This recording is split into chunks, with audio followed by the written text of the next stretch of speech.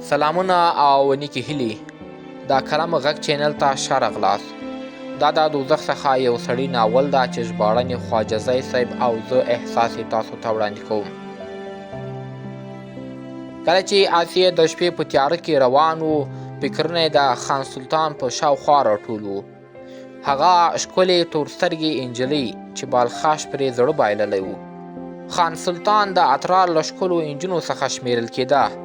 همغه شپه بالخاش له احمد اکسو سره د خان سلطان کور ته تللی و، تر څو تر ماموریت مخکې ترې خدای پاماني واخلي. کله چې نجلۍ د بالخاش ماموریت خبره واورېده، ژوره خفه شوه. بالخاش هغه په خپلو قوي لاسونو کې کلکه ونیوله، په غومبرو یې ښکل کړه او داسې حال کې چې د هغې اوښکې په خپلو ګوتو پاکولې دلداري ورکوله چې ډېر ژر به د ارزښتناکو ډالیو سره د مغولستان څخه راواپس کیږي او دا به خپل کور ته بیایي. خان سلطان چې د سر د هغه په سینه کې ښودلی و او ژړلې، ناڅاپه یې خپل ځان د بالخاش له غېږې آزاد کړ. بې له دې چې څه ووایي، تیزه بیرته کور ته ننوتله. بالخاش همداسې ولاړ شو او په تیاره کې د هغه د تلو لارې ته کتل. ښاغلیه، بیړه وکړئ، د ښار د دروازې د بندېدو وخت رانږدې دی. د احمد اکسو غږ و چې څو ګامه وړاندې ولاړ و او دواړه د خدای پامانۍ صحنه کتله. بالخاش د داسې حال کې چې د خپګان څخه یې تندی تریو شوی و، د احمد پر لور لاړ، پر اس سپور شو او د اس واګۍ لاس کې واخیسته او بې له ځنډه د ښار د دروازو خواته روان شو. احمد هم ورپسې خپل اس ځغلولو. بالخاش اوس که څه هم د دښتې په تپه تیاره کې روان و، خو فکر یې لا هم په اترار او د خپلې محبوبې کور کې و. د هغې د سترګو اوښکې چې د څراغ په رڼا کې لیدلې وې، لا هم د ده په سترګو کې مجسمې وې.